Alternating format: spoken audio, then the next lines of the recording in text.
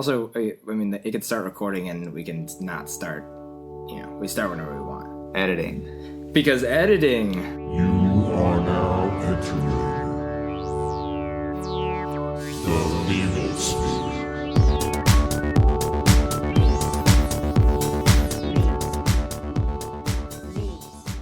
All right. Hello. Hello. Welcome to the Memosphere. A podcast about the future of advertising. And some other stuff. Yeah, memes, digital culture. Social media. Social media a lot. Sometimes books, I guess. Sometimes books. So new format today. We're going to do a book review. Yeah, we both like books. We have an informal book club. And the one I picked most recently was too related to what we do to not mention it in a professional setting, aside from the personal setting as well. So here we are. Look at this. Yeah, also, I'm Andrew.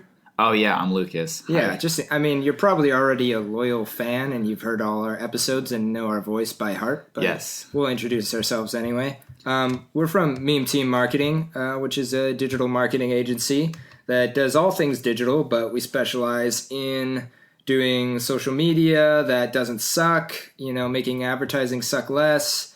Yeah, a lot of the themes in this book are kind of related to our goal, which is to make marketing as a whole less, you said it, less sucky.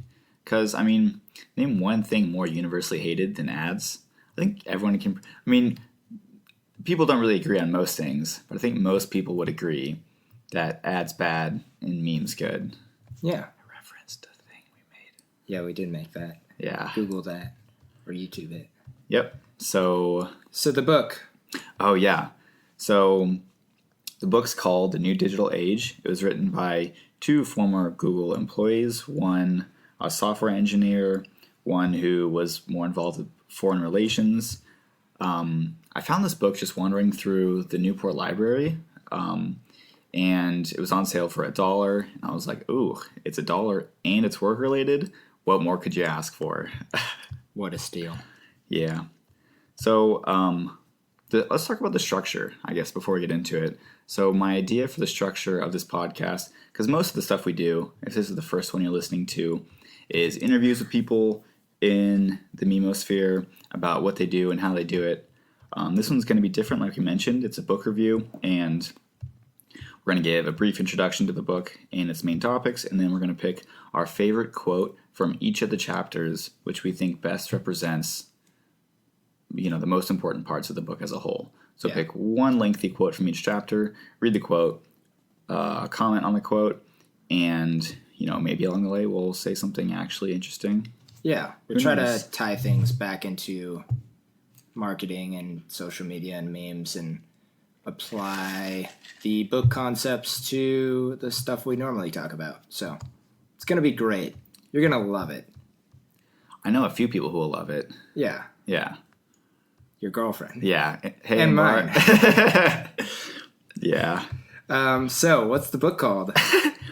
The book's called The New Digital Age. Let's talk about the authors. So I'll take the first one. It was written by two authors. The first guy's name is Eric Schmidt. He is, we talked about doing, all right. Eric Schmidt is an executive chairman of Google, where he served as chief executive officer from 2001 to 2011. As a member of the President's Council of Advisors on Science and Technology, Schmidt also chairs the board of the New America Foundation and is a trustee of the Institute for Advanced Study in Princeton, New Jersey.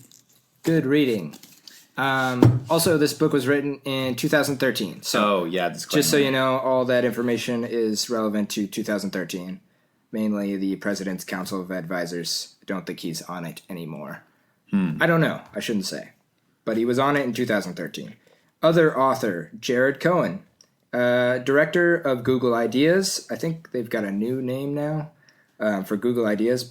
And also adjunct senior fellow at the Council on Foreign Relations. He is a Rhodes Scholar and the author of several books, including Children of the Jihad and 100 Days of Silence. He is a member of the Directors Advisory Board at the National Counterterrorism Center. I looked it up real quick while you were saying that. Google Ideas is now called Jigsaw. Yeah. Yeah.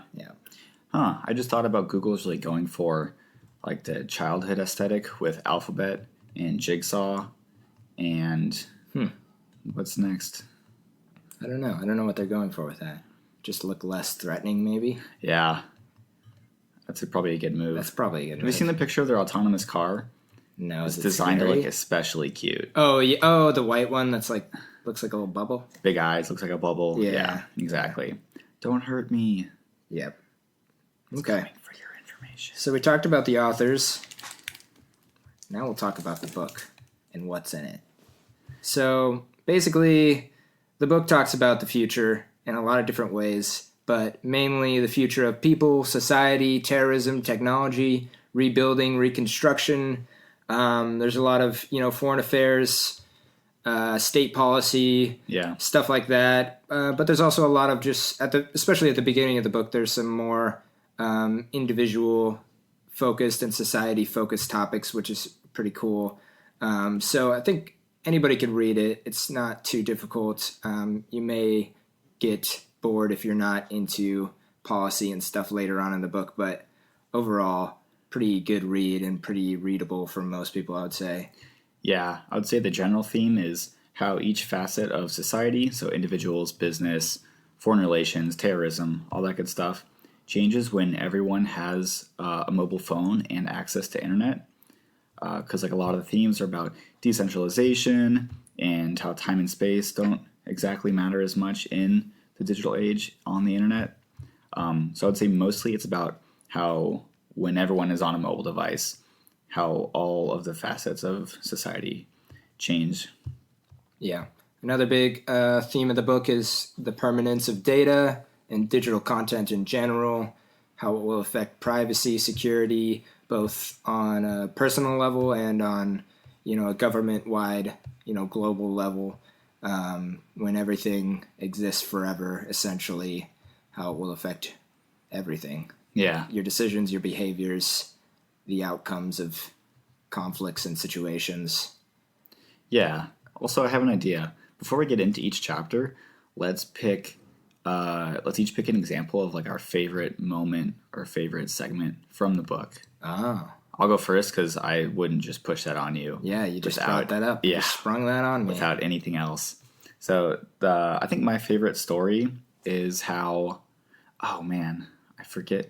I'll pick that one. Yeah. So in the chapter on terrorism, there was the example of Egypt who, I forget all the details, but the main gist is that there was some potential riots to happen in Egypt, and the government expected the riots to happen. And so in an effort to mitigate the negative outcomes of a riot, they shut down everyone's ability to communicate with each other, because they were hoping that if they wouldn't communicate with each other, then there'd be, less conglomeration, less negative outcome, less bad things happening. What actually happened was the exact opposite, because they shut everyone's internet down, and so they couldn't rant about it they couldn't rant about their emotions online. So what actually happened is they went out into the public and had actual physical riots instead of just virtual ones. So it's funny for me. Well, I don't think funny is a good word to use. It's interesting to see how a government's efforts can go so opposite to what they had expected. Yeah. Literally, the exact opposite outcome occurred. And so reading that was just like, ooh, tough. Yeah, no, that was. It's funny, not in a comedic way. It's funny in a sad way. Yeah, and like, kind of sad, and wow, look at that.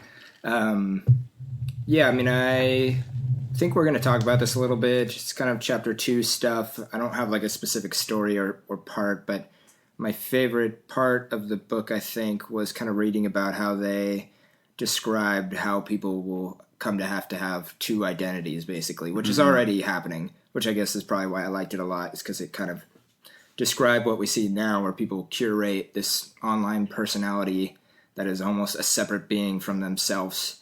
There's a lot of similarity between you and your digital self, but there's also like a lot of differences, and the 2 personalities or 2 identities impact each other in interesting ways, some good, some bad. But it is interesting how with that, on a personal level, you have to have two identities. So does governments, companies.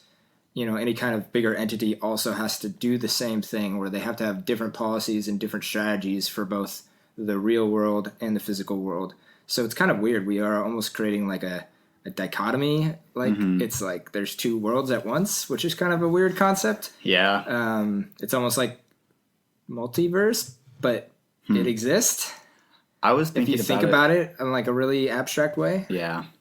What I was reminded of, I forget who talked about it, but I remember in some philosophy I was reading, they talked about how you have an on-stage and off-stage personality. And so that's kind of what I was reminded of, where you have an actor, and then you have the real version of you, which is like behind the curtain. Yeah. And so I don't know which one would be which in this case. Is online the actor? Is online the real self? Sometimes I feel more real online than I do in person. Yeah, we kind of debated this already. Yeah. It also reminds me of just kind of public versus private persona too, because some people are around other people are different than when they're with just close friends or family. For sure. Versus strangers, There's a lot of different comparisons to this virtual versus physical identity. Yeah.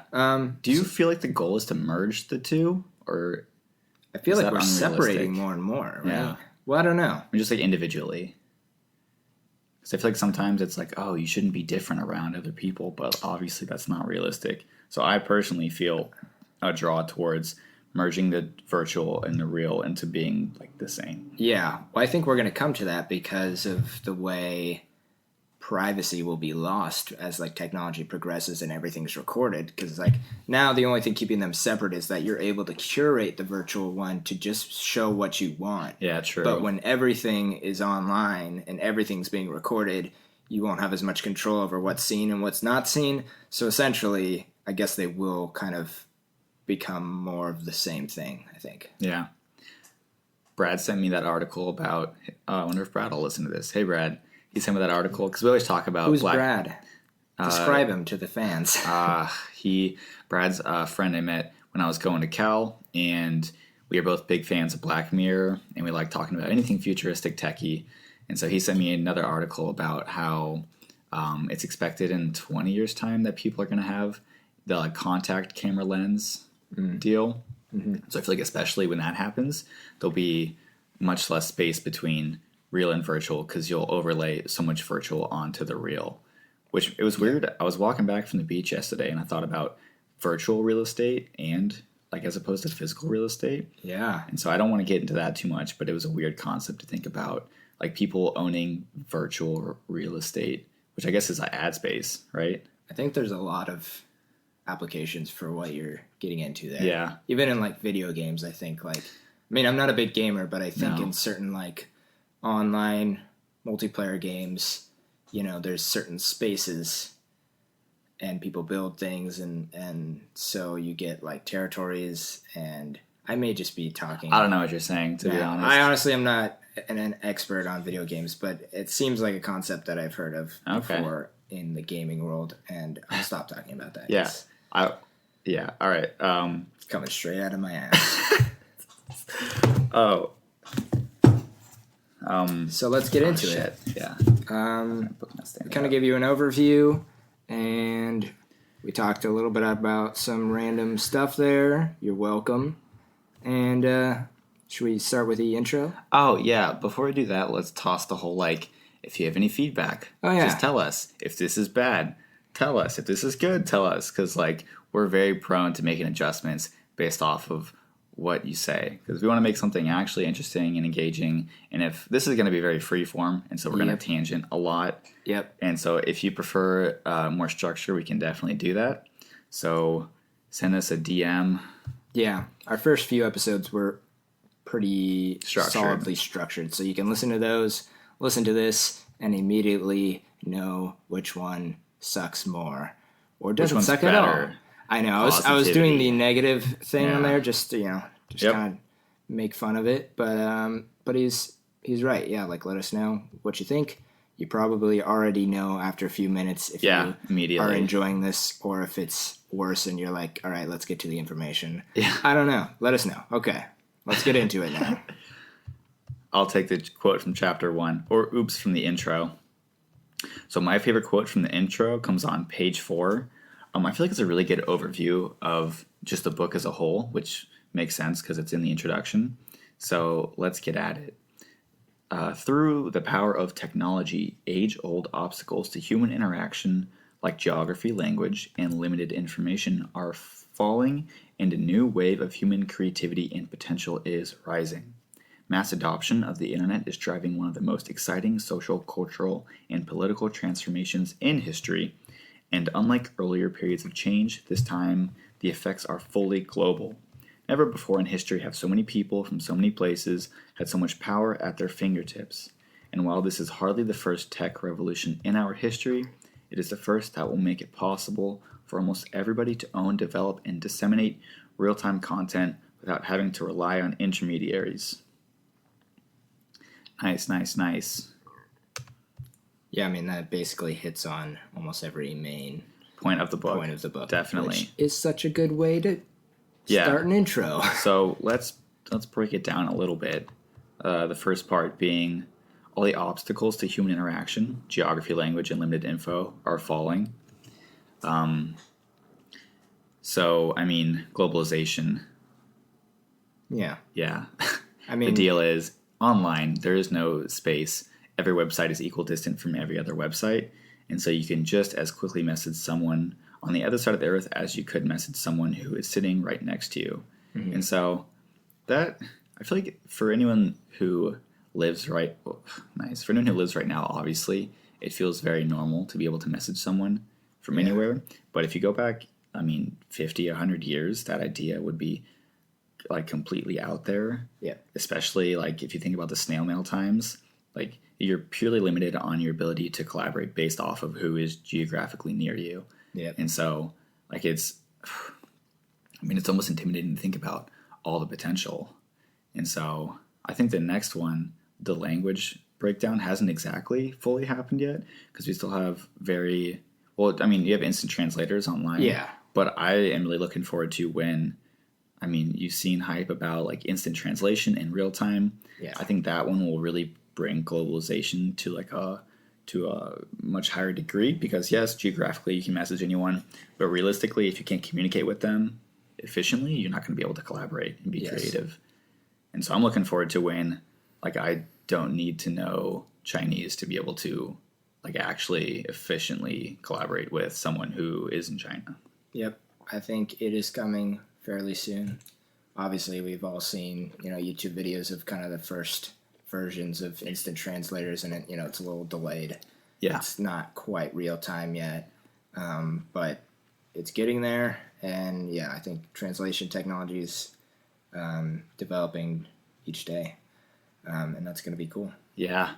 I wonder if one language will dominate when it's all one language, or if there'll be a new form of language. Well, not to go on a huge tangent here, but we also talked about, when Neuralink gets going. Oh, boy. Yeah. What the need for language will be exactly when communication is thought-based, or we're communicating on meme structure level. When everyone can see everyone else's dreams. Yeah, exactly. When I'm messaging you through Neuralink, mind to mind, will we use language? I don't really know what that'll look like. Yeah. I guess in some form, probably. I don't know.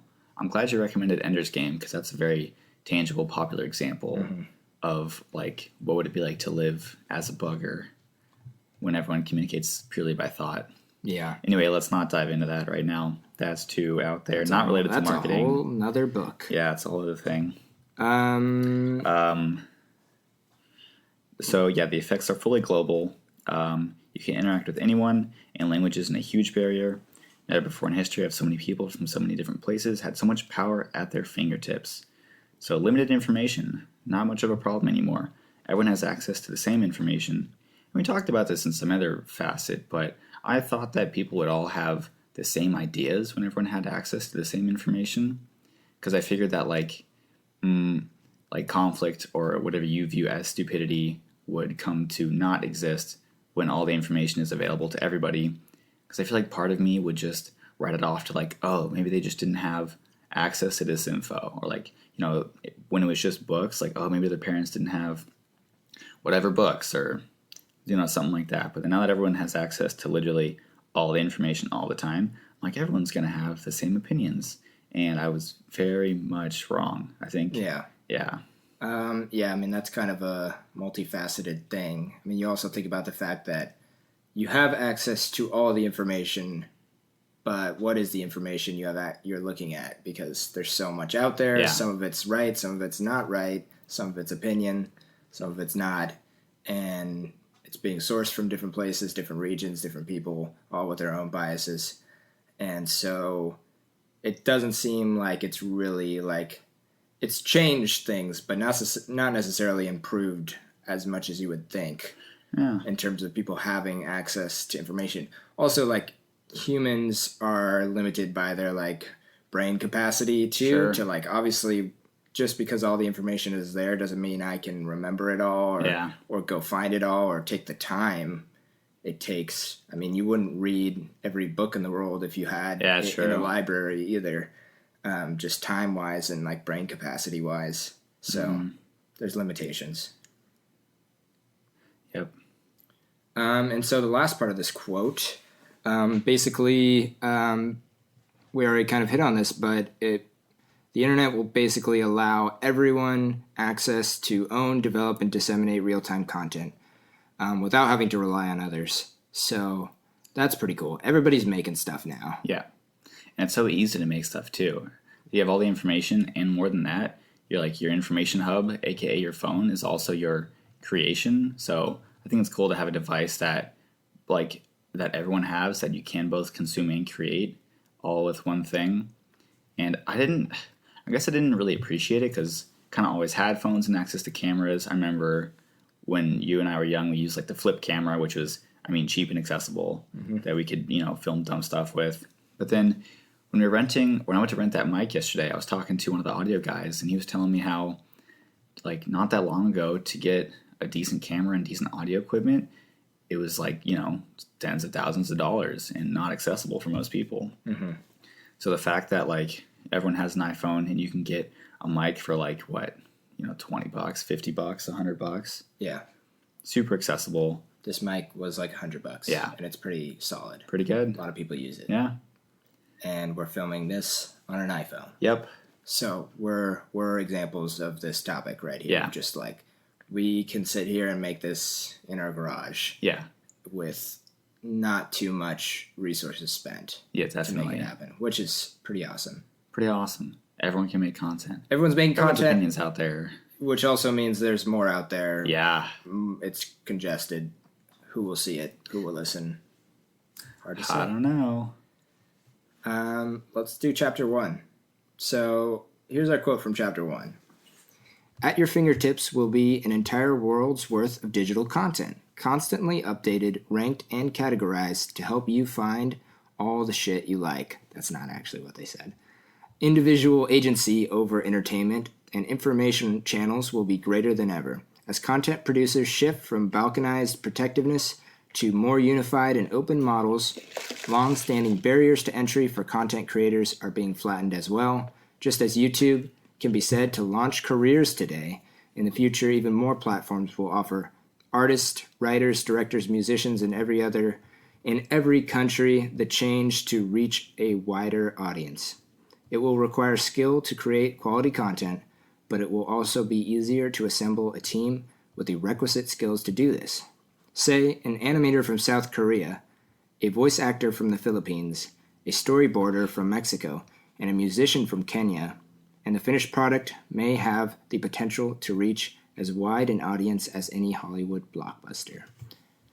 All right, long quote, lots of stuff in there, but the cool thing about this is it kind of relates to our goals with just creating more decentralized systems for content creation and collaboration. Mm-hmm. So basically, it's pretty similar to kind of the topics we just hit. But it's cool to think of people with the right skill sets having access to each other in a way that we didn't before, so that, like this example they gave of just South Korea, Philippines, Mexico, Kenya, all with different skill sets coming together and creating something that will be incredibly unique and incredibly interesting because of the amount of background these people have, and they're putting their influences into one project.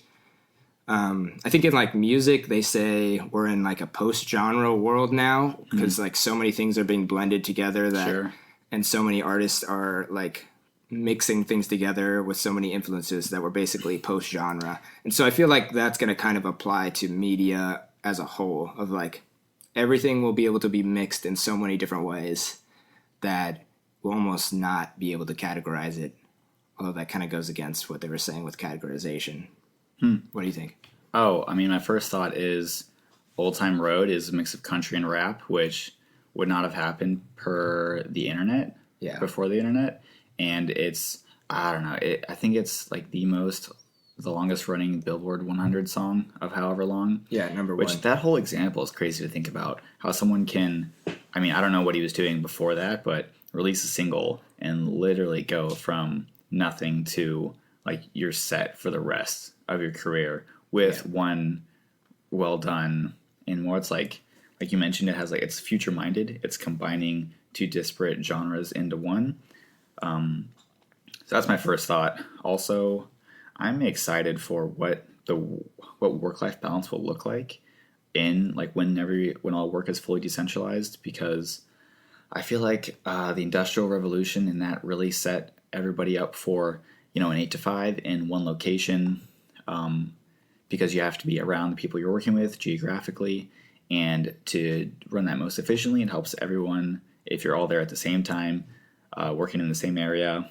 And so you essentially get like massive cities because of that happening. But when everyone works through the internet, like you mentioned, you can work whenever you want, wherever you want. That idea is exciting for me because, like, realistically, you work when you want to, when you have free time. So, like, I imagine the platform will look something like, you have some free time and you go online to a platform to check work that's available. You can pick up a job, you can work fluidly, you can build a team around whatever job's happening. And so instead of having like very structured teams and times and geographies, it's much more fluid, and you can be anywhere and you can do what you're best skilled at any point in time, and a time that fits your schedule. Because honestly, I get my best work done from like noon to 10 p.m., 11 p.m.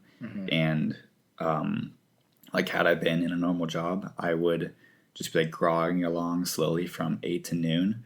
But now I can work more efficiently because I can determine my own schedule, which I think will help the society as a whole be more efficient. Yeah. Because I know that there's a large group of people who are better in the morning and a large group of people who are better at night. And so I think that when everything is more fluid and decentralized, overall people will be more efficient because, you can work at which times you want to work at instead of having to be there at the times you're scheduled in. Obviously, this doesn't exist for a lot of jobs because you have to be at a location, mostly just for content creation and anything purely internet, because you can't cook food on the internet. So that that's true for now. No, just kidding.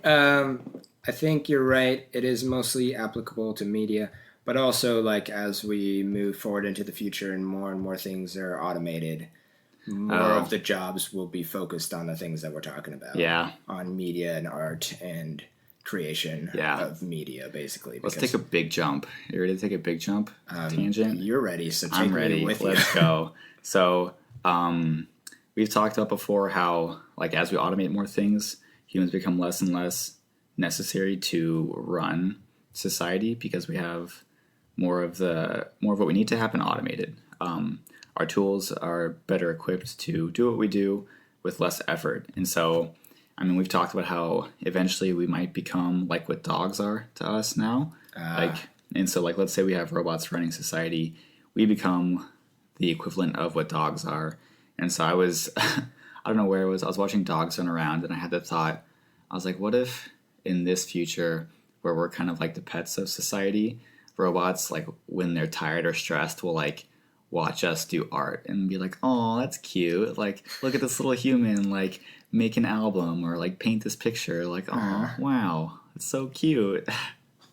It's definitely a thought.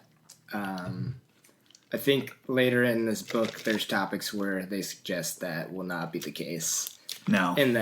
And most people, I think, are on the side of humans will always have some role to play that is integral.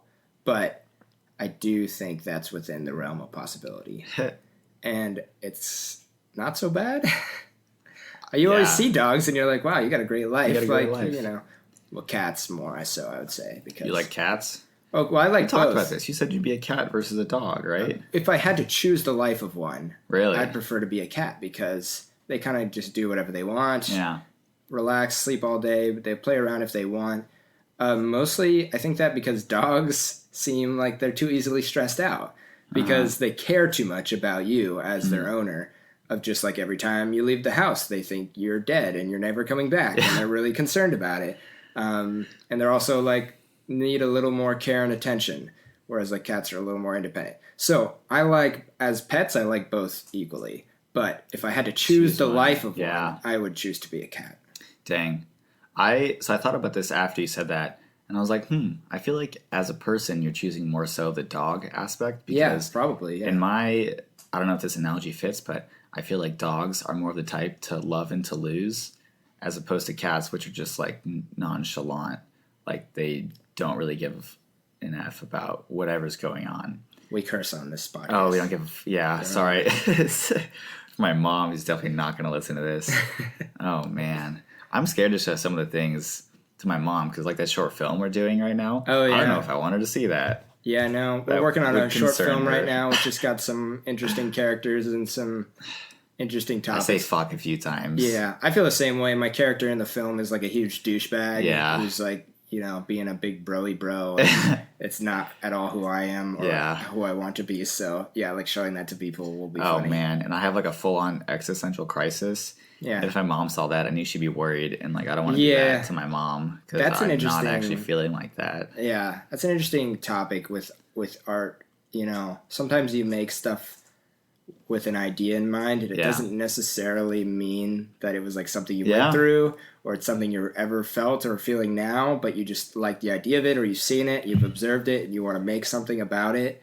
But like if you make it inherently, everyone will assume or think this is how you feel. Yeah. Which is kind of rough. But I guess only some people feel that way. Some people just appreciate it for what it is. Yeah. I don't know. My mom would definitely think that it was about how I feel. So we'll see. We'll see when that happens. You guys can patiently await the release of that for probably some more time. It'll probably come out in like September of 2019. So yeah, if it's past that date, go look it up. Yeah. All right. Okay. Back to the book. Chapter 2. I'm going to read this one as well. We each kind of picked out some quotes, and we were about to start a switch off that was going to be opposite of the ones we chose. Whoops. So I'm just going to correct it now while it's still early, because I picked out these quotes for Chapter 2. So, page 47, but as technology lowers the barriers of entry for every industry, how will the media landscape as we know it today change? It is clear that mainstream media will find themselves a step behind in reporting. They simply can't move quickly enough in a connected age. Breaking news will come in places like Twitter, open networks that facilitate accessible, instant information sharing. This quote kind of piggybacks on top of that. It's a couple pages later, page 51. Mainstream media outlets will find such new, serious competitors in the future, not just tweeters and amateur on-site observers, but also charities, businesses, and celebrities looking to start their own media outlet as a logical extension of their brand. So, that's kind of loaded here. Why don't you take a stab? Yeah, definitely. What that makes me think of is, I feel like my relationship with media as a growing up person was such that it was not accessible to me. It was something people who were better than me could do. It looked very high effort, and like making content in any form was like, wow, like I can't imagine how that even happens. Like, how do they do this? It looks like watching big blockbuster films looks totally out of the range of possibilities for someone like a child or like me now. And obviously that still is the case, but more so this is relating to news. And I think that when you give everyone a camera, you realize that a lot of the content you see could be replicated with not much effort. So like any newscast, like you realistically could be the first person at an event that happens, a breaking news event. Let's say it's you and a buddy. You could film your buddy doing commentary on the event just as good and maybe even better than potential newscasters could do it, because I feel like when everyone has a camera, it feels more authentic, less acty when you're doing it, because it's something that is kind of just a part of what you're doing. Yes. It's like this is the Snapchat era when you could be being Snapchatted at any point in time. And so it's kind of just assumed. And so it encourages me to make more content, because I realize, one, it's accessible, and two, the people who I deified as like in media, movie stars, celebrities, whatever it is, I always assumed they were like so far out there, they were untouchable or whatever you want to call it. In this quote, and the increasing access to technology and tools makes me realize that it's like, no, like you and anyone else could make content that's just as good and get as much reach potentially as the content that gets distributed by massive media networks. Yep. And so I like it. Yeah. And to piggyback on that, it's kind of the second quote we read, is that businesses, celebrities, public figures, and even people who are trying to do this will use this as a way to build a brand, either start or like build upon an existing brand that exists for another reason. But basically, as we all know, moving forward, data is the most valuable information, data being information, most valuable asset, and data being equivalent to information, basically. So when you're reporting major news or you're a major speaker in an event online, something that's going on, you're a major player in the topic, you have some power. You get some value from that. Yeah. And so it's extremely valuable to create a brand that has a voice when it comes to important topics. So businesses, ventures, celebrities, they're all looking to be relevant, have importance in society when everything's so congested that they're logically going to be looking for these opportunities to spread newsworthy content because it ties back to them and it creates the illusion, I guess, that they have power, that they're have the information you're looking for. Yeah, I mean, it's like the attention economy, right? Yeah, if you can command economy, attention, exactly. then you have power in some form. Which I'll take a stab and say that I bet you every president from here on out will be determined by who can demand the most attention, and that can be calculated in the forms of their impressions on the internet. So with our most recent election, Trump obviously pulled more media weight than Hillary, therefore he won. And I'll bet every election from now on out, you'll be able to, if you do like a sweep of internet interaction, whoever demands the most attention online in any form, and it's mostly going to be through user-generated content, will be the person who has the most attention demanded and the most influence and therefore the most power. Yeah. Yeah. Also, I like how it mentions that, charities, ventures, celebrities are going to be looking to media as an extension of their brand. What that reminds me of is in the digital age, when everything is online, everything becomes part media. Because if you're a business, if you're a celebrity, you have to be able to bring attention to yourself, and that happens through media. So every company, every entity will have to have a dedicated media department, because that is how you communicate with your fans, your following, your customers, whatever it is. And so now, because it's especially easy to make content, our generation expects more and more and more content coming from big brands in the form of accessible content. And so like literally every entity will you have like a finance division, and they're going to have a media division as well. Yeah.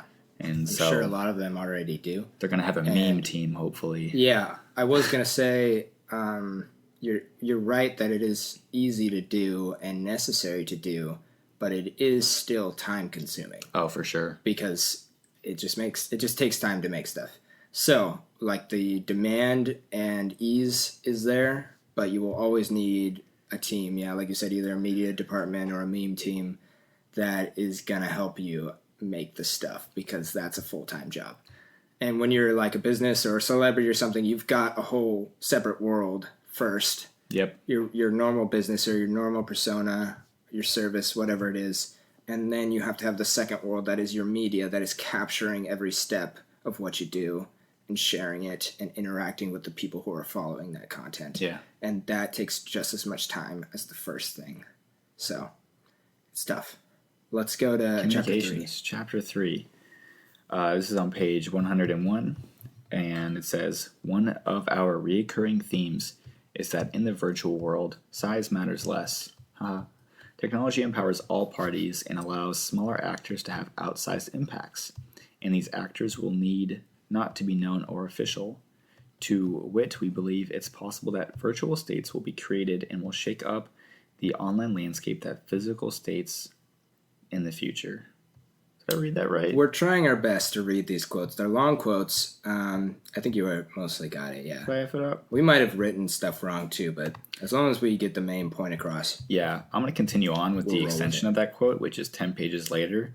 And it says that the logical conclusion of many more states coming online, building or buying cyber attack capability, and operating within competitive spheres of online influence is perpetual, permanent, low-grade cyber war. Most attacks will be silent and slow-moving information gathering exercises. And so the connection between the two quotes is that, like we mentioned before, the difference between physical and virtual. And so physical states will have to have an equal opposite representation online. And this introduces one of the topics I wanted to talk about, which is that smaller virtual representations of physical entities will become more prevalent, more popular. And I mostly wanted to talk about how I feel like things that would normally happen physically, like war and terrorism and all of that, is now going to happen online. And so, do you want to jump in on this? I feel like I'm looking at you. You got something to say. I mean, this is kind of opens a big can of worms of one of the main topics of the book, which is marketing wars. Yeah. And how, I mean, we've already touched upon how everything will exist virtually and physically. So I think you're right in saying that all of the things like war and conflict and stuff, of course, will happen virtually as well. And that's one of the main topics of the book. So let's dig into it. Yeah. Yes. And so, I guess where I want to start is how it's interesting to describe it as a war, because war has such a different connotation. When you think of war, obviously it's very physical, it's very violent, it's very cost prohibitive. Only very large entities can engage in war. And now that war is, I don't know if I want to call it war. I'm not sure. Whatever you call it, war is, well, it's like the war on minds. Let's say that. Because right now wars are won if you have more influence over minds as opposed to land. All right, There it is. Like I mentioned in the first quote, smaller teams can engage in quote unquote wars because if they have media influence as big as a larger virtual state, they can realistically, fight them in a media style war. And so you can have smaller teams who pull more weight fight against potentially larger teams who might not know what they're doing. And so it's more about how connected you are, how well you know the virtual landscape, and how well you can use virtual tools. Because, what this makes me think of is like the war that happens now is like Russia or China putting up fake information online to try to disseminate distrust in American media. And so mostly I'm thinking of, I know Russia was found to have lots of active social media accounts in the U.S. disseminating anti-vax information and other information based off of generating chaos. And so it's interesting to look at where resources are put because, in the 80s, people were putting effort into building nukes. And now people are putting effort into fighting information wars. Yeah. You still got to have the nukes, though. You still got to have the nukes just in your back pocket. In the back pocket. Yeah. And I was thinking maybe instead of war, we look at it just more as competition. Oh, sure. And because that kind of applies to all different spheres of the subject. Business and government. Business, government, even biology. Oh, sure. And like evolution wise, like if you think about it in terms of competition, it makes a lot of sense. And everything kind of ties together because also like the attention economy stuff makes sense of like your competitors are trying to steal away attention and bring it towards something that will benefit them rather than you or cause chaos for you. So, yeah.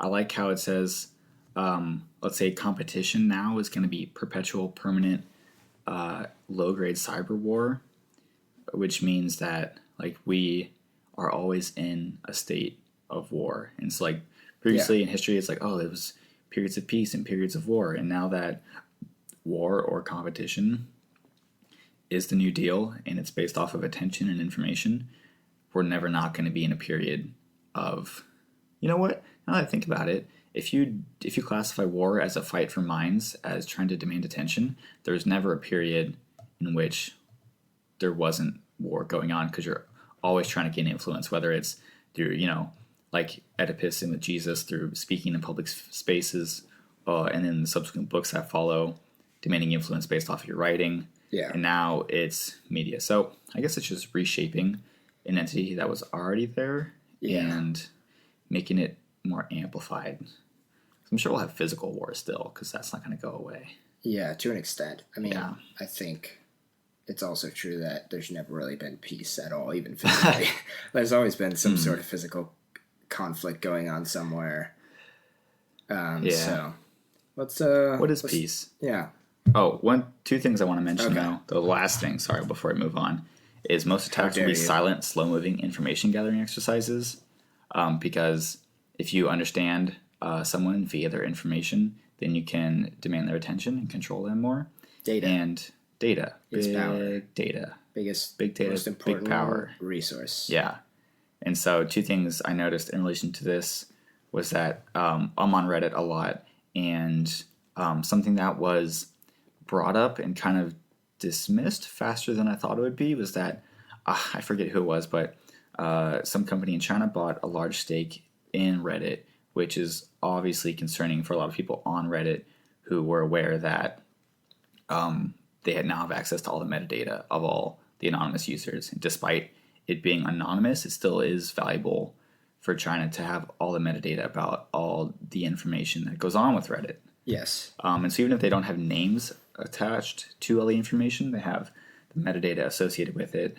And the second one is that TikTok, which is, I think it's the fastest growing social media. I remember seeing some infographic of like, you start with like MySpace and Friendster and how fast those grew, and then Facebook's growing super fast, and then TikTok out of nowhere just like shoots to near the top. It's especially popular with young kids. And TikTok, they were a Chinese company and they bought Musical.ly, which was the equivalent of that in the US. And so two of the largest, most used social media sites, which generate massive amounts of information about the US, are owned by Chinese companies. Yeah.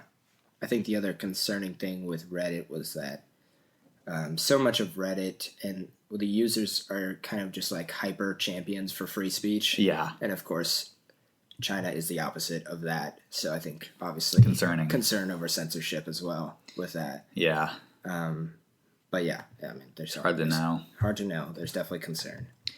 You got chapter 4. Let's do it. Page 125 we're on now. The people who surface in the next wave of dissident leaders will be the ones who command a following and crowdsource their online support, and who have demonstrable. I think so. Demonstrable. I know. I want to say demonstratable. Yeah, that's about what I was going to say, and so that's where my mispronunciation came from. But I think demonstrable skill with digital marketing tools. Let's see. Do we want to hit the second part of the quote or just start there? Let's start there. Let's start with that because that's a juicy one. So I believe this chapter is kind of focused on revolutions. Okay. So they're kind of referring to people who will command a revolution of sorts, although it's applicable to any movement, I think. It doesn't necessarily have to be revolution based. Although that's kind of a vague term that could apply to lots of things. It's just a movement, right? Any kind of movement, yeah. basically the leaders, the people who, I mean, we've been hitting on this already. It's the people who understand how to use the internet the best and how to use digital tools to get people's attention, to make content and share it consistently and at a good enough quality to convince people that they know what they're doing. Those are the people who are going to command a following and crowdsource their online support. So everything's moving towards crowdsource. But that's the cool thing, is that we can rely on the crowd to make content now. So this happens a lot with like celebrities, you know, fan art and stuff like that. But if you can rely on your followers, companies are doing this too with UGC, to make the content for you, then suddenly you're one person, but you've got an army of creators behind you that are making the content for you specifically. And that's extremely powerful. Also, for people who don't know what UGC is, it just means user-generated content. And so it's like you mentioned, your followers generating content for you. So I think this is a good place to talk about like the prevalence of fake tweets and the impact, because so much of what exists in the memosphere is fake tweets. And nice. That's 7 leaves, baby. That was a straw. Yeah. And oh man, I mean, it could be fake tweets or fake messages, or there's so many different forms, because there's so many tools online where you can generate fake chats, fake tweets, fake posts of any kind. And essentially, in my opinion, has the same effect as a potentially real tweet, because you have massively popular online brands like Elon Musk and Donald Trump, who they come to represent ideas more so than people. And so then their followers, whether they're making fun of them or supporting them, can then take their idea and make fake content for them, which will assume to be real most of the time. Because I guarantee you 99% of people who see a fake tweet or a real tweet on Instagram, Reddit, Snapchat, in your messengers, whatever it is, are not going to check to make sure it's real. I remember for a while I would go and double check to see if the tweet was real. Sometimes it was, sometimes it wasn't. But it's just like, it's such an odd concept to be able to like speak through people, basically, because you can essentially, in user-generated content, speak for them. And so people who are massive, like the 2 people I mentioned, they're associated with certain topics, and then people then associate with them with those topics and then speak about those topics through them. And it has much more weight than if they were to just like write a text post about the same topic. Oh man. And so yeah, fake tweets, doesn't matter if it's real or fake, probably has a similar impact if it is voted to be popular. Yeah, that's what I was going to say. It still needs to be seen. Yeah. So second part of this quote for chapter 4, a couple pages later, it's some sort of centralized authority must emerge if a movement is to have any direction. So we kind of talked about how leaders will be born if they know what they're doing with digital tools. This is referring to when you get movements online that start without kind of a centralized authority.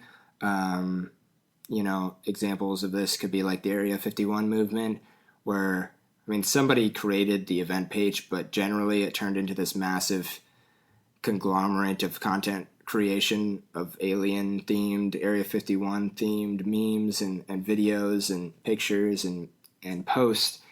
And when you get a big movement of content creation online, somebody has to kind of step up in the future.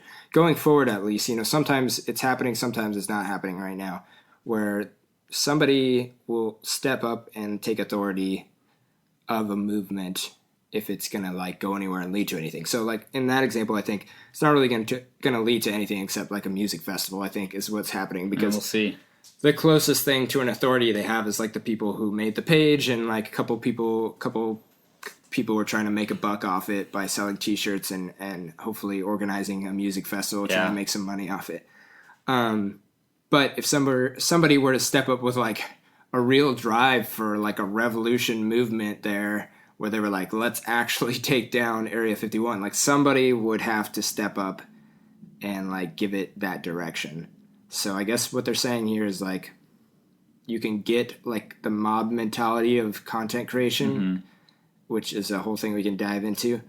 And for those things to like, for those movements to really have any direction, somebody or something has to give it direction. Definitely. Harness the power. Yeah. I mean, at a different point in the book, I don't remember where it mentioned that for any kind of movement, you need a vision, and more than the vision, you need a blueprint for it to actually be effective. And so this example, the Area 51 example, had some form of free-form vision, which was more so, I mean, it started as a joke. The dude posted it because he thought it'd be funny, but there is some vision behind that, and the vision is like anti-establishment, like show me some secrets. General like distrust and curiosity. I mean, if you really want to dig into that, we also have a podcast, which will probably predate this podcast. So you should be able to check out our other episodes. We have one on the Area 51 movement, and we kind of dig into all the reasons, all the motivations behind that. Gotcha. So check it out. Yep, but mainly I bring that up because most people who are starting movements need the mob, which is the hard part. And there's instances now with viral activity where you get the mob, but you don't have the vision. And so much of the movements that happen now, the authors expect to die out because they can't maintain the mob with enough energy to actually pull through to anything realistic. And so the internet makes the mob formation more accessible, but most often they believe that any kind of online movement will rise and fall without any real effect because there's no actual leadership, there's no plan, and especially with these events now, the majority of people who are active with the content creation, with the movement, are either like joking around or looking to piggyback on the trend that's happening. And so, you see all the brands posting Area 51 related content. Mm-hmm. Most of them are not actually in support of whatever vision that existed. They're just trying to be seen, which, fair enough. But there's no intent behind the content being shared, just to be seen. Yeah. Yeah. Let's do chapter 5. Chapter 5. How long have we been doing this? What time did we start at? Yeah, I think just we're at a rough idea. 40 minutes right now. Oh, for sure. Okay. I could be way off. We'll know when we listen to this again, and viewers will know. Yeah. They'll be like, you're not at that time. But I think we are. I'm for sure. I'm guessing. Gotcha. All right, chapter 5, page 163. I wonder if anyone will actually have this book and read along with it, because we're mentioning pages. That doesn't... Anyway, all right. Chapter 5.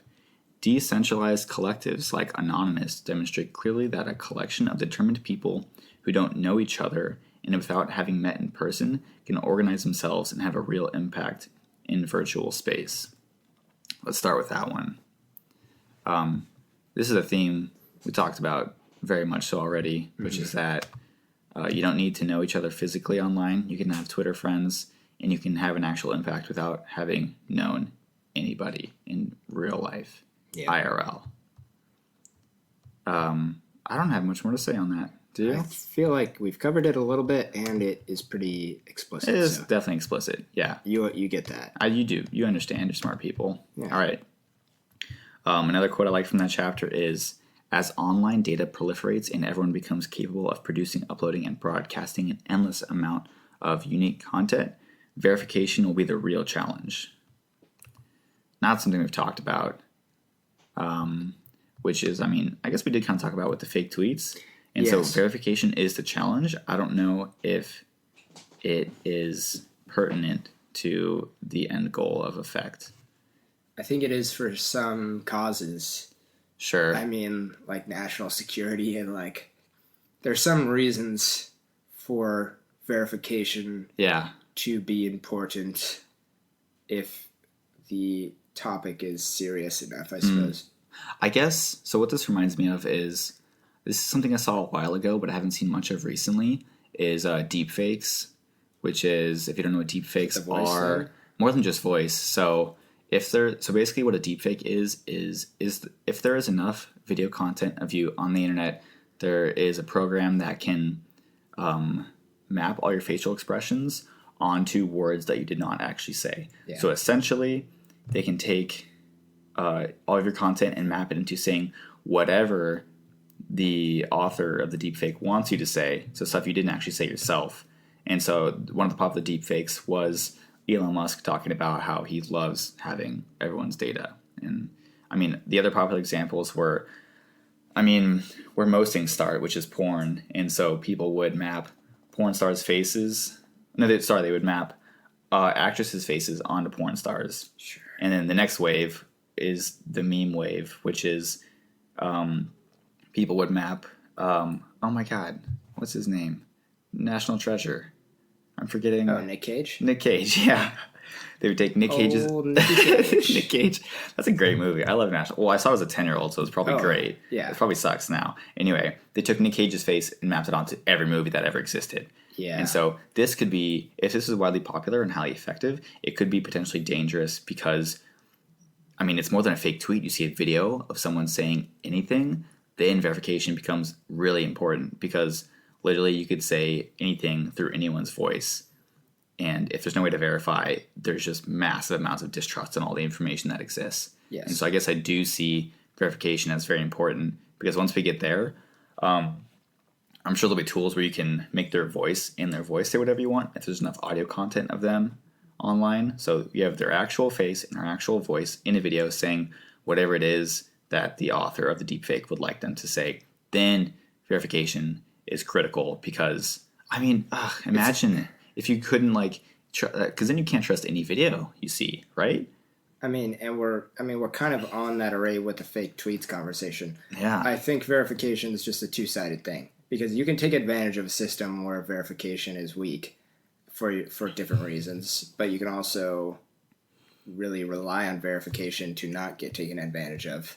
So there's two sides to it for sure. Yeah. I think most people want more verification. Definitely. Yeah. Because it's... I'm not sure how that will happen. There's some... you think when there's verification, there's some sort of authority behind it. At least my thoughts go to Instagram and Twitter verifications. They sure. verify you're from the official account. So that way when you're on the platform itself, True. You see that check and this one's real. Not to say you couldn't see a screenshot that was altered later. Yeah. But if you're looking at a screenshot, you should be less trustful for sure than if you're looking at it on the platform itself with verification. So, but the main point of that being that still the verification's in the hands of a corporation, Twitter, Maybe it'll be a government entity eventually. So I think that's a point that's hit on in the book is at some point everyone will have to have official government virtual identities. Oh yeah, they did mention that. Because for that reason exactly, it's there's going to have to be some sort of verification that people can trust entirely. Yeah. Although, who's trust. to say? Ugh. Yeah, government trust is another thing. But that's probably going to be a thing. That reminds me have you seen anything about Facebook Libra, the digital currency and decentralized just profiles? A little bit, Just a little bit. Dude, I bet you Facebook's taken on government responsibility in some form. And I bet you in the near future, they're going to try to compete with driver's licenses, to some extent, here's an online decentralized digital profile. Yeah. And so it's interesting to think that a private entity could challenge the government in their space, which is, I think it's a realistic possibility with decentralized profiles and with currency, because normally I think of government as being totally untouchable. They're not like business, right? They're totally something else. Uh-huh. But it might be helpful to think of them as a business in the future because you have massive companies, Facebook taking on what normally the government would do, which is manage currency with Libra. And so that's for me, it's a wild concept to think about as being potential because it's all throughout, even now, it's you see government, I still think of them as it's something totally separate. Yeah. Only thing about that is there are certain situations where the government contracts private companies to do certain things. Yeah. We haven't seen that in the sphere we're talking about really so far. It's been mostly, defense and public works and stuff like that. You can get a government contract to a private company to get some piece of work done or to provide some type of service, usually building and making stuff. For sure. Never really too much has it been service. So I think in that scenario, you're right, and that's kind of a weird concept. But it'll almost be like that, but just like with services. It'll be like the government will want this, and they could go build their own thing, or they can say, let's have a contract with Facebook and make Facebook profiles more official. Sure. And that would be quicker. Better? Who's to say? Yeah. But definitely quicker. Do we have a quote talking about the permanence of information in here? I'm pretty sure we do. I thought we did at the beginning. We didn't. I want to talk about the Snapchat effect. If we don't, we'll get to that at the end. But this is definitely related to, like, if your online profile tracks all of your information from whenever you get on it to adulthood. So we'll see if we get there, because I don't remember. So we'll wait it out. Yeah, it was briefly touched on, but not dug into in that aspect. Let's finish up with chapter 5 here, page 180. This is one of my favorite quotes from the book, talking about, I'll just read it. The best solutions will be hyperlocal, designed and supported by people with intimate knowledge of the immediate environment. Reaching disaffected youth through their phones is the best possible goal we have. Companies should also look to partnering with local groups to develop content. Ideally, what emerges is a range of content platforms and apps that speak to each community distinctly, yet share the potential to be mimicked elsewhere. So this quote obviously is reflective of what Meme Team is trying to do, what we are actively doing, which is create hyperlocal groups with intimate knowledge. I think it's important, intimate knowledge geographically, so per where you live, or per interest base, so like any of the various subreddits, because in the virtual space, geography isn't the only important thing. So you have intimate knowledge geographically and of the specific both information. Ideally, your ideal group has both. Has both, yes. So you have intimate knowledge of both, and therefore you can speak more authentically to your geography, to your interest group, instead of having one massive message. And so obviously, because we do marketing advertising, my first thought comes to like advertising, brand communication, which right now you see like most money being put into Super Bowl ads, I would say. Like the most money per single ad space, Super Bowl ads. And you have one message and you send it to everyone as a whole. And if you think about it, everyone who's watching that ad is coming from a different space and would have a better means of communication because they're going to be involved with a specific geography or very specific interest groups. And so I would really like to see companies stray away from one massive blanket statement message and putting that money more so into individual, community-based, more local messages. And so what that actually comes to be is you pay small groups to make content for their geography or interest. So they take the message and they tailor it to their group instead of having one massive message. And so I think we're moving towards more personalized information, more personalized ads, and more people making content for their communities, because there's like a big four in the advertising space, and they make so much of the content everyone sees. And so as we mentioned before, everyone has the ability to create. We're trying to empower more local groups to make content because it's more authentic, it's more engaging, more interesting, and ultimately it gets the brand communication goal achieved more effectively because it's coming from someone more local to that group. So I'm excited for that because I really hate blanket statement, large ad. I think that's good for everyone. And Cool. you pretty much covered it all there. Do you want to say In terms anything? of personalization. Not on that, no. All right. I think you hit it all, yeah. Let's do chapter 6. Get it. So we briefly brought this up in chapter 4 or so, but marketing wars was kind of a big theme of chapter 6. So got a quote from page 190. For states, the quality of their marketing might be all that lies between staying in power and facing a foreign intervention. So in the book, and in this chapter especially, it's talking about marketing wars in terms of states. It's applicable to everywhere, to all entities, but mainly in the book it was talking about states. And kind of the main points that they were hitting on is that when anyone can produce and share content, there's, going to be a challenge verifying it, and you can easily nullify claims We hit that already. And so when you've got two parties in war or competition, whatever you want to call it, if they're equally good at marketing, it becomes much harder to discern what's really happening and to tell not only what's real and what's not real, but who's good and who's bad. So especially with states, this is important because you're not sure.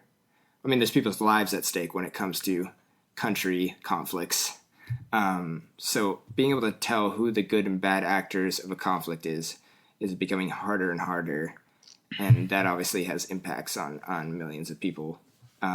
So we hit on this a little bit before, but basically there should be more and more investments by states just into quality of their marketing, because that's like basically the most important part of their defense and offense, more so even than the physical weapons. It's digital marketing weapons. But that makes it hard for third parties to take action, because sometimes in conflict, there's needs to be third party action, especially in state conflict. If the UN wants to make a decision to help one side, how do they determine which side is good and which side is bad? And they might just choose to do nothing because it's safer. And I think that relates to non-state conflicts too, is a lot of people will be bystanders in conflict because you're not sure which side to take. It's safer to do nothing than to take a hard stance sometimes, because that could get you into more trouble. If you take a hard stance one way because of the information you have, but a lot of your supporters may think the opposite because of information they have. So, tricky. Verification becomes important, and also much harder to achieve. Yep. And groups in conflict will try to destroy each other's digital marketing capabilities before a conflict even starts. So shit's going down. We don't even know about it. Oh, yeah. Because it didn't happen yet. Because just the people in power, the people who have the powerful digital marketing tools, can just stop smaller parties from gaining any relevance before they even start. Yeah. Something we don't talk about is like systemic ability to stop the dissemination of content, which, I mean, most of the time I feel like I think of it in terms of we're both putting out different kinds of information, and that competes with each other in terms of viewability. But companies with with more power can literally like stop it at the source, can control from the source what information gets put out. Because a big part of this book was about how like some governments try to create like their own country specific internet, because if they do, they can determine what gets shown and what doesn't, which is why like a lot of people online are all for massive free open for everyone internet. And so just, I mean, it's weird to think that, like you mentioned, you could be putting good stuff out there, but it's not even seen because some of the countries are censoring what information gets put out. Definitely. Huawei. Yeah, China. Tiananmen Square. Last chapter, chapter 7. Well, penultimate chapter, I suppose. Is penultimate the right word? I don't know. Second to last. I'm probably wrong. Hopefully. Maybe. I hope I'm right. Read the chapter 7 quote. Yep. Anonymous reporting of corruption and other illegal activity. So I'm realizing as I'm reading this that I did not form this quote into a readable narrative. So I'm kind of paraphrase it now that... Hey, we're doing this on the fly. We're doing it on the fly. The format is liquid. Yeah. It changes. So let's just talk about it. I'm not even going to read the quote. I'm just going to mention what this chapter talks about, which is, I feel like it talks about the decentralization of policing to some extent, because when everyone has a phone and a voice online, the government can expect the community to be involved with policing efforts. And so you see a robbery happening, you can take a video of it as it's happening, and then you can go find the persecutor because you have footage of them, and you can use facial recognition technology to find them after the event happened. And so the fact that the community now is involved with policing the community, it creates a culture of accountability, because everyone expects to be recorded to some extent, And so everyone is being held accountable for everything they do in public, because I'm sure eventually, there's going to be enough cameras, whether in your pocket or in the physical space, to where all the things you do are going to be recorded and live perpetually online forever. And so everyone feels accountable for their actions, because there is no non-virtual space if everything in the physical world is being recorded virtually. Yeah. You can't hide things. No more hiding anything. Yeah. And so the point being that in the digital age, it's much harder to forgive, because a part of the forgiving process is usually forgetting, and there's no forgetting when everything is recorded online. And so this isn't exactly the part where I thought we'd talk about the Snapchat effect, but I would like to, because it is definitely similar. Yeah. Yeah. And so something that I've thought about a lot previously, and I was actually first introduced to the idea through Childish Gambino. I've mentioned to you that outro song. I forget which album it's on. I think it's on Camp. Yeah, it's at the end of Camp. It's an outro. Go listen to it. It's a quick story about how he was at a camp as a child, professed his love to some girl on the bus ride home. The girl doesn't respond. He falls asleep. Girl tells her friends, and as he's about to leave, her friends give him crap for professing his love to this girl. And point being that the conclusion he took from that interaction was such that if I'm gonna tell anybody anything, I should tell everybody, because then I get to control the message, as opposed to hearing it through a friend. And so this is what I consider to be a higher form of accountability, which is that you can expect everything you say, you do, and maybe eventually you think, to be recorded either in video or audio. Yeah. Both. I guess they're linked. Yeah. Yeah. And I mean, you're right in that it's a greater form of accountability, but that on an comes individual level. Yeah. Yeah. And it also, I was just gonna say, it comes in good and bad ways, of course, because that's great that you're accountable for your actions all the time, but then that makes it real tough when you make mistakes on accident, or you haven't figured out what you're doing yet as a person. In this book they talk about how potentially there should be a system where nobody should be held accountable for the content on the internet they create before the age of 18, or whatever the age is. At some point you should be allowed to make mistakes, because we're humans. So not allowed. Exactly. So it's like a double-edged sword, of course, because it's great for keeping people accountable in the situations that they should be, but it also means a loss of the ability to make mistakes and learn from them and not be stuck to those mistakes. Yeah. So, all technology is good and bad. Comes with, Yeah. I mean, that's basically just how it goes. This is definitely the topic I'm most interested in. And so I really wonder how individual psyche is going to change when you can assume that everything you're going to do could be potentially recorded on Snapchat. I'm sure everyone's got that friend. I've told you about Salam. Literally, his screen time is 13 hours a day. Yeah. And in incessant Snapchatting. And so if I'm ever with him, there's always some part of my mind which is what I'm doing could be recorded and could be sent out to his story. I mean, you think Snapchats get deleted, but come on, it'll be available. Nothing's deleted.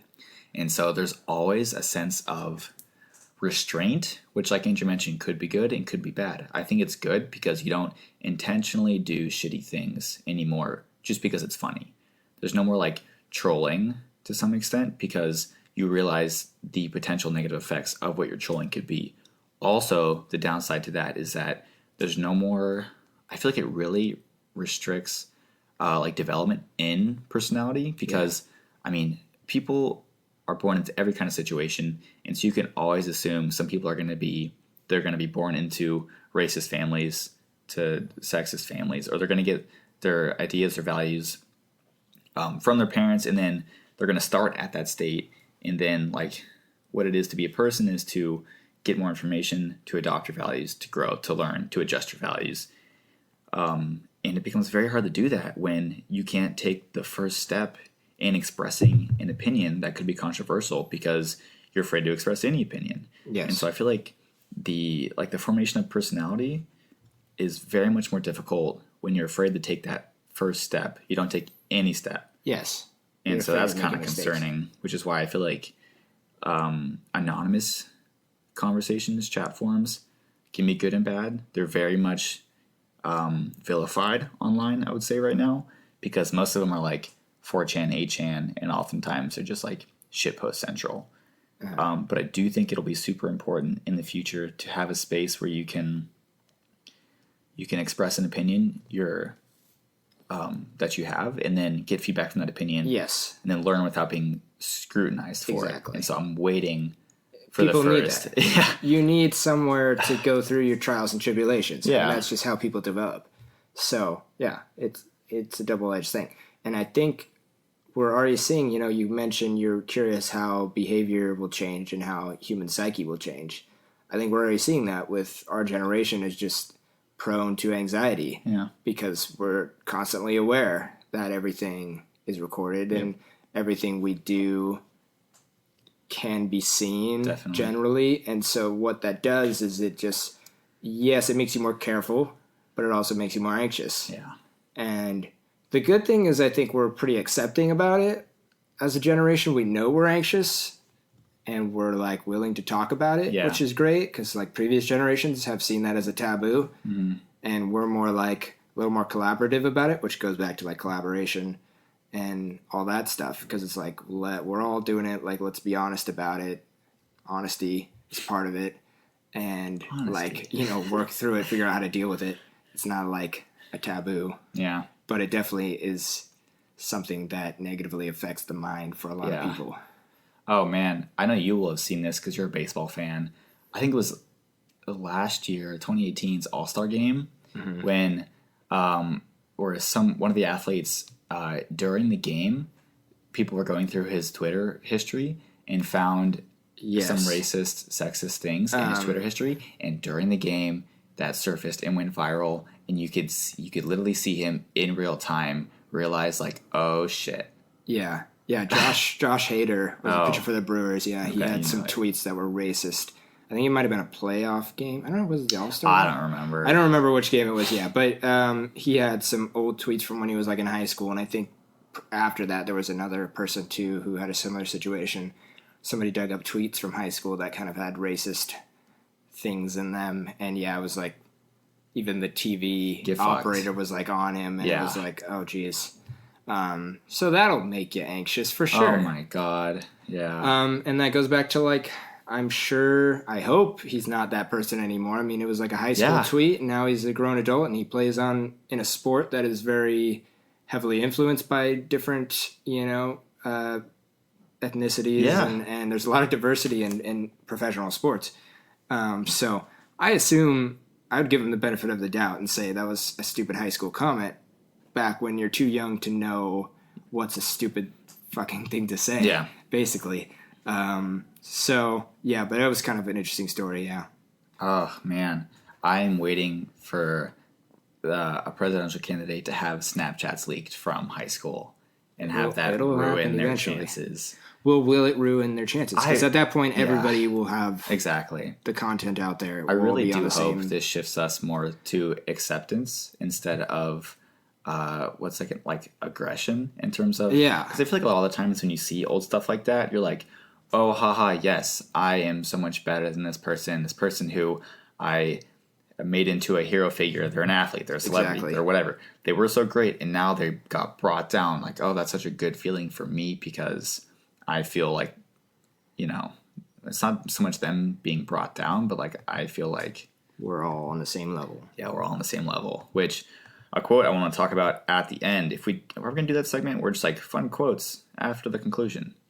Yeah, we'll do a little bit of it. Yeah, which is also I'll talk about it later. So are we going to talk about the death of the hero? I mean, that's at the end. Okay, we're going to do that now because it's related. I mean, it's literally what we're talking about. It's literally what we're talking about. Yeah, so let me find the quote real quick. I mean, what he's basically saying is when this happens, like rather than be all high and mighty about the fall of somebody in that position, it's like let's all just be normal people.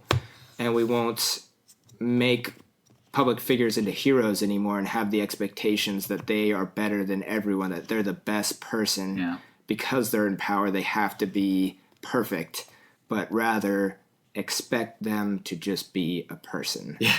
And I think that's good. Yeah. I think it's good too. Let me read the quote. I found it here. In some ways, this is on page 58 for any of you guys following along. In some ways, this is the logical next stage of an era characterized by the loss of heroes. What began with mass media and Watergate will continue into the new digital age, where even more data about individuals from nearly every part of their lives is available for scrutiny.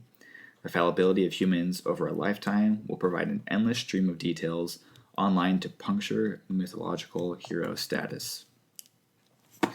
Oh, I think that was my favorite quote. That's a really good one, yeah. Because that idea of mythological hero status. My book keeps falling over. Thanks for our video watchers. The idea of a heroic mythological status is such a relevant theme in all of psychoanalytic theory from like the mid 1850s through now.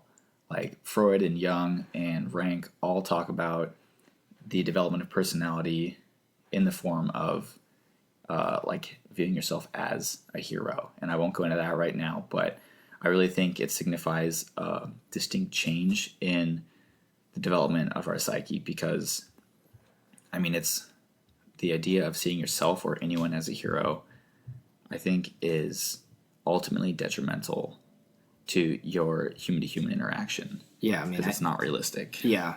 Don't meet your heroes. It obviously depends on your definition of hero, but maybe that's the conversation. Either kill the hero or change your definition of hero. Yeah. So, I mean, I do think it'd be great to, because like in an ideal world, the dude doesn't get made fun of for posting racist tweets. He is instead provided some form of support for, it's like, yeah, we get that you were here, or not even support. Like no, I was going to agree with you. Yeah. I think probably some people did offer that. Yeah. People who know him. The tough part is the people who don't know him are less forgiving. Definitely. You immediately just see the bad because you don't know him as a person, so it's hard for you to offer support. Yeah. Let's jump into the worst case scenario for that one. This is an active conversation I see on 4chan and Reddit, which is that, like, let's say it's not hero anymore, but like your potentially not good view, your personality is that you're a pedophile. And how are you supposed to respond to that person? Because most people, I would assume, would respond with disgust initially. Yeah. Right? Of course. I think Louis C.K. has a bit about this. Somebody has a bit about this where they just talk about how they feel bad for them because it's literally the worst affliction you can have as a person. I know. And you're like, wow, it is Louis C.K. Because he's like, I can't imagine that you want it so bad that you're willing to suffer that criticism from society and that hatred from society. That's a horrible affliction. Yeah. I think I remember the joke. Yeah, I'm going to butcher it right now. Go ahead. So it was something like, I love Snickers or Three Musketeers or whatever it is. I love candy. Mounds. It was Mounds? Yeah. Oh, okay. I love Mounds. But if I was going to go to jail for eating Mounds, I'm going to not eat Mounds anymore. There's other stuff to do that's pretty similar to that. Yep. Pedophiles understand the full effect of what happens if they engage in that desire. Yeah. And the ostracization that results in it. So it must be really fucking good then, because they still do it. It must be like one of the best feelings ever because they understand the consequences and still they go and act on them. Yes. He basically feels bad for them, which nobody does. And that's the scenario you're presenting. It's like, how do you sympathize for somebody you don't know? And that's worst case scenario. Yeah. Usually it's not that scenario because that's hard to sympathize for. Yeah. You literally just gave the worst case scenario. Of course. But like ideally you catch it before it is acted upon. And instead of ostracizing, you provide some form of support instead. Because I think obviously it's some form of unrealistic expectation. Like you have the wrong big picture. I don't know if it's fully classifiable as like a mental illness. Probably to that extent. Case, yes. In that case, but not obviously in all so cases. Like clearly it's not like a positive sum gain like I would hope most person-to-person interaction would be. So therefore it's something you would look to adjust to be socially acceptable. You'd have a relationship in which both people are, positively growing instead Yes. of the horrible outcome You of have to pedophilia. You have to develop a society that gives the offender, not necessarily pedophiles, but whoever it is, Whatever it is. gives them the confidence that they can come forward before Yeah. they act on it to get help. Yeah. And that's the key, really, is like how you have to offer the support has to be offered in perpetuity, because they have to be able to feel like they can get help before they act upon it, which is usually not the case. Usually the person acts upon it, and then they're like, I'm sorry. And they mean it or they don't mean it. And then they look for help after that, and then it's hard for people to forgive them. Yeah. At least people who don't know them. Oh, man. I mean, if someone's strong enough to seek help in any form, Then you should help them. Yeah. But that's... So, yes, yeah. I'm very much hoping that, because I see the potential downside, in which is that you burrow into a hole and you hold all your opinions and you don't grow and all that as the negative. But I hope the positive outcome in result is that there's less denial, more acceptance. Because, it's not like it's going to go away. I feel like with a lot of these issues that are so scrutinized, racism, sexism, pedophilia, I don't know what other ones. Let's name some more out there. Violence, drug abuse, whatever. Yeah. You got any more? Those are bad things. Those are bad things. With all of Some those, worse than others. it's like, it's not going to go away. It's like the war on drugs. Let's get all the drugs out of here. Didn't help, right? Drugs are still going to come in a different form. Let's accept the fact that it's going to happen. Let's provide support instead of ostracizing. And let's move forward as a society that comes to accept that we have faults, that we're not heroes, that we do, in some cases, rape, murder, steal, whatever. So, Oof. Conclusion. Conclusions. Last chapter of the book is a little conclusion.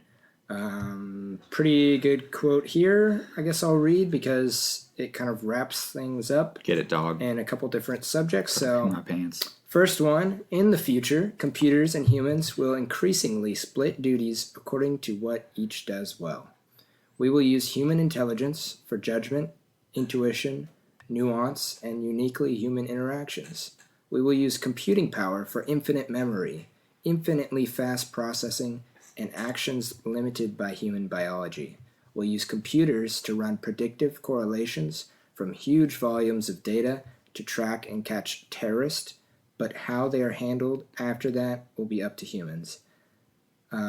So we touched on this earlier and mentioned that we'd come back to it. It's just that the authors of this book, at least, are under the opinion, which I think most people are, is there's always going to be a need for human involvement, despite whatever links technological growth comes to.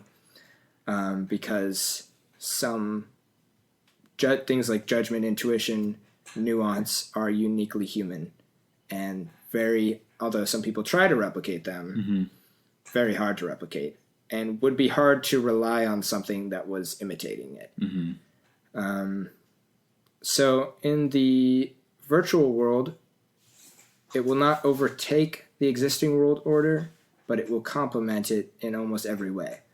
And that's kind of touched on that earlier, just kind of the dichotomy of the two worlds, basically, working together in various ways. One won't necessarily be more important. We think we kind of made the prediction that they'll kind of become more and more similar. Yes. Because it seems like they'd have to. But one won't be overtaken by the other. And they'll exist in collaboration. Yeah, exactly. Yeah, so what that reminds me of is in the, take it back to Neuralink. In the Neuralink presentation, most people bring up questions about the fear of AI overlords taking over society. And I think Musk gave a nice allegory to how we initially started in our brain development with the limbic system, with what some people call the reptile brain, which isn't an accurate description, but it's what some people know it as. You start there, and that's most of your instant reaction, your emotion. And then on top of that, you have the cortex, which is your thinking brain, right? And so he describes the addition of internet and AI as the tertiary part of your brain. And so it's not that because of the cortex, we got rid of the limbic system, right? The two came to exist in continuity together. And so now we're going to add a third part to it, which is AI that'll continue to exist with the other two parts. And so you have your emotion, you have your thinking, and you have your AI part. And so I don't fear that like one will destroy the other, but that it'll just come to a new, different form. So it's interesting to think of like the three potential worlds as emotional, as thinking, and as technological. Bringing it back to the dog analogy, I think it's interesting to think how like the dogs kind of satisfy our limbic desire, emotional. It's like, oh. And then if we extend it further, the like our creativity is satisfied in our conscious brain. And so like, even though you have the tertiary internet part, you will have the very human interaction to satisfy that. And so it'll be like, that's how I saw the equivalent, is like a step toward the third. Yeah. And that relates back to what we just said about humans and computers. Yes. Coexisting is one will not overtake the other. They will coexist. Yeah. And collaborate. Okay, I think we're coming up to the end here. We'll kind of wrap things up with maybe some like quick hits, I'm thinking. Like if there's any final topics we have at the end, we'll just like kind of throw them out there and not elaborate too much because we've already talked about almost everything in this book. And let's just get it all out. We're just basically gonna do some. This is a new segment on the fly, coming up with it. Quick hits at the end, and we're just gonna. I got a quick hit. He's got one already, so we'll start there. I don't remember the country that's referred to as. It might have been Rwanda, but there was an example in the book where they talked about reconstruction after traumatic events happen, and in one of the countries, I don't remember which, a devastating event occurred, wiped out like the whole country's telecommunications system, and then instead of privatizing telecommunications, they opened it up for private investment. And what happened in result is that more than a few companies came to develop telecommunication structure in the country, and the result was some of the cheapest costs for telecommunication in the world because it was privatized instead of like through the government. And so I like to think that idea would I don't know. I like that idea because I think that the privatization of anything could be good because it opens for competition instead of like in the U.S. you have 4 massive telecoms which own everything, and we could just, it's essentially some form of monopoly which they can set prices on. And so I would like to see more of that. Strict. But then also I wonder, laws I don't know. I just like that idea. Maybe it doesn't work in practicality because then you get one company who does way better and they have way more economies of scale and they come to rule everything and force everyone else out. But I like the idea. I don't know if it works in practicality. Yeah, well, even one concept that they hit on in the book, here's another quick hit, was just that in the coming years, the next few years or whatever, the countries that are less developed are going to experience such a more rapid growth. Yeah. Of development than we ever did as the developed world who created the technologies kind of work things in. We would comparatively slow pace, even though it's super fast. Yeah. But like the countries who are just now getting phones, it's changing everything instantly because the technology is already good, like really good, and it's just being plugged in. And so these countries, like you're mentioning with Rwanda or whatever in that scenario, it's like there was no better. They're not competing. The technology isn't competing against something that was slightly worse than it. Yes. There was nothing. Yes. And it comes in and makes things awesome. Or more easy, whatever. Awesome. You want to, whatever word you want to use. Yeah, some people don't think tech is awesome. Awesome doesn't have to be positive. For sure. Awesome can be negative as well. It just draws awe. Exactly. Yeah. So. Have you seen those videos of people like, it's in third world countries making like mud hut structures like pools or houses. Saw the pool one, yeah. The pool one, yeah. Like, I thought that was such an odd thing to see. I'm like, it's just two very distinct things. Like you have a phone and you're recording this and you're building a mud hut. Yeah. Like it just seeing it was very, I think, viral because of the two very drastically different things. And you're like, how do you both have a phone and still use mud to build structure? Yeah. That was a fun one. Let's see. Oh, it was Somalia. Not Rwanda. Might be. Oh, the one. So the thing I liked about Rwanda, the example was that they started a grassroots judicial system called a Gagaka. I don't know how to pronounce that. It's Gacaca. We won't try. Yeah. Huh? Yeah. We'll just leave it. Anyway, so what that is instead of having like a central judicial system, they would do it locally, community based, because it was much, much faster. And so, with that, there were still problems with that, though. Of course, they said like it was all mail or something. I'm sure. I mean, of course, there's going to be problems, but you don't have to wait years and years to get a trial, kind of thing. And so it may have been less. I don't know if you call it accurate or fair, but it was much faster. So what that made me think of is, what if we did that in the future, and then you choose where to live based off of which judicial system you approve of most? Because obviously they're going to have many different kinds. And so it's like you go pick which society you want to live in. Like let's say you pick one in Silicon Valley that's like very, very progressive, very like all drugs are legal, fully socialized, whatever. You go live there because you agree with your judicial system, as opposed to a potentially more strict conservative judicial system in, let's say, Birmingham, Alabama. And so there's just a fun idea I had where it's like you pick where you want to live because everyone's got, maybe it is like that right now. I was about to say, I'm like, it's sort of, well, I mean, within the United States, obviously there's a standard, the nationwide standard of how it works. But I was thinking on a global scale, it's almost true in that countries have different systems, judicial systems, and you can choose to move to one that has a different system most of the time, unless your system disallows you from moving. I am getting my pants. The scenario I was thinking of. So let's wrap things up. I want to continue to do more. I was wondering, do we want to pause or do we want to? We're at the end.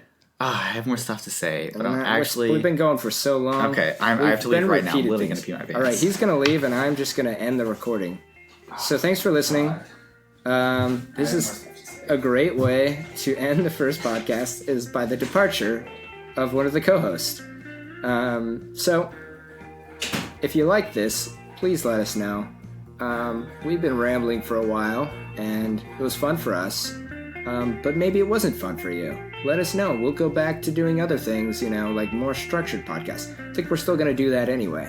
We're going to kind of keep it fluid, still do the interview-style podcast, and hopefully work in these book discussions. Maybe there'll be other ideas too.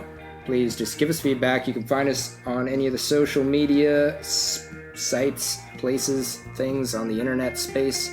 It's at @the_memosphere. Or you can email us. I'm Andrew at memeteammarketing.com.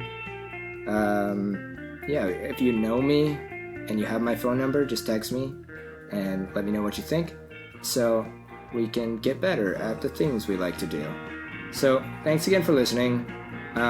Please check out our other episodes. Like I said, we should have one about Area 51 that just came out. We had a really cool interview on that one, and we kind of dug into the motivations behind that whole movement and like where we think it's going. So recommend checking that out. Thank you for listening again. I think that's 3 times I've said thank you. And we'll see you next time. Well, we won't see you because it's a podcast, although we are doing video on this one, so maybe we will see you. Well, you'll see us. I'm going to stop talking now. Thank you. Bye-bye.